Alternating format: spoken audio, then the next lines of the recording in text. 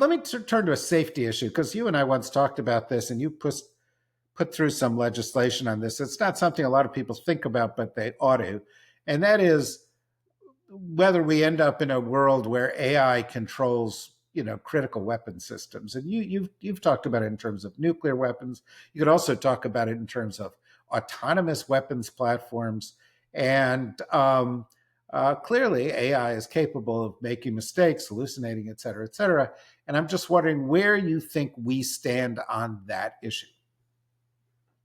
Even the most advanced AI models can't hallucinate, and I don't think they will ever solve that problem. It's an inherent flaw in the way that these models are constructed. And, that's not great, but it's not super awful if it's writing an essay for you on why, Battle Midway is so important in World War II that you can turn into your history professor. But you can't have it hallucinate and control nuclear weapons. You can't have it in positions where it could literally, destroy the world. So I did get a provision into the National Defense Authorization Act last term that basically said look, we're never going to let AI launch a nuclear weapon by itself. It's got to be meaningful human control.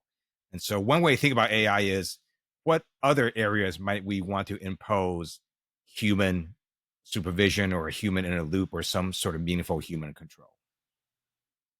Yeah, I would add. I think we talked about this the last time we talked about it. We ought to turn our attention to whether we should allow one human being to make that decision, Right. which also carries. I do have a bill on that too. Well, I'm glad. It's certainly something that these days seems like it's of some value. Again, another dimension of AI, which has led, frankly, to a falsely binary discussion on AI, has to do with labor market disruptions. And on the one hand, you get some people in the AI community saying, "Oh, there won't be any. There will be new jobs." But frankly, I talked to a lot of leaders in the AI community, and half of them say, "No, there will be big labor market disruptions." And clearly, people are out there who know friends who've lost a job or seen their job description change because of AI. And I'm just wondering how you think the Congress ought to be dealing with an issue that could be involve the restructuring of, some estimates say, 30 or 40% of the U.S. labor force. That's a great question. And so this is, to me, not really a technological issue. This is a societal issue. What happens when you have more and more people who have skills society no longer needs, right? That's sort of the fundamental issue. And in this case, it happens to be AI that is going to, I think, cause a lot of that. You still have general automation that's been generally causing some of that as well.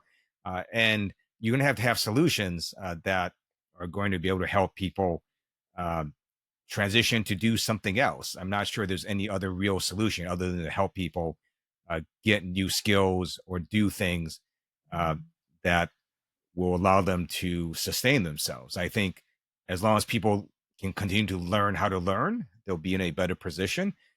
But it is a very difficult issue because you can't stop technology and you can't stop companies from becoming more efficient. And if you're going to have the technology that's going to replace a bunch of different skills, it's just going to happen. And there's really no way to stop that. So the question is, how do you then take someone who had these skills, but now society no longer needs it? How do you get that person to have new skills? Yeah, I mean, and there are a lot of European countries that are less worried because they have social safety nets and they have retraining systems. We don't have the same kind of social safety nets and retraining systems. And there is a big ideological divide in the US over whether we should or not. But if you leave it entirely to the marketplace, you have a period of real pain for some people. But that is correct. I believe it will be quite disruptive. And so there will be people who will either lose their jobs or they won't be hired for new jobs because those vacancies will become fewer and fewer as companies figure out how to implement AI more efficiently in their structures. And if you look at various reports, we do know, for example, that their jobs report that came out 2 months ago was really awful. And we know it was really awful because Trump fired the head of the Bureau of Labor Statistics to distract from how awful it was. And then it turns out that when you do that, you don't actually change facts or the rules of math. So the jobs report that came out last month was also super awful. And if you read the analysis, there's different reasons for this, but one of the strands is that people are saying is now AI starting to affect these jobs in terms of people either losing jobs or not getting hired for new jobs. Yeah, although of course, we may not see jobs reports so long as this shutdown continues. Well, let me ask you one Yeah. last question because we've only got a minute left here.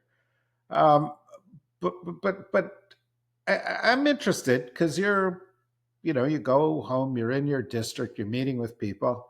They're clearly talking about a lot of the things we've spoken about here with regard to the shutdown and the economy and the price of goods and democracy and issues like that that are really important. Do they care about the AI issues?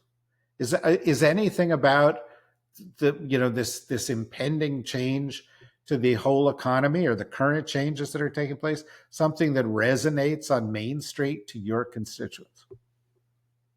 People overwhelmingly care right now about inflation and affordability and the cost of living, as well as healthcare costs that are increasing. And for people on the Affordable Care Act, they're going to skyrocket. It's one reason that Democrats are fighting to lower costs and to save healthcare. And one reason that we have this shutdown right now because Republicans have assaulted healthcare.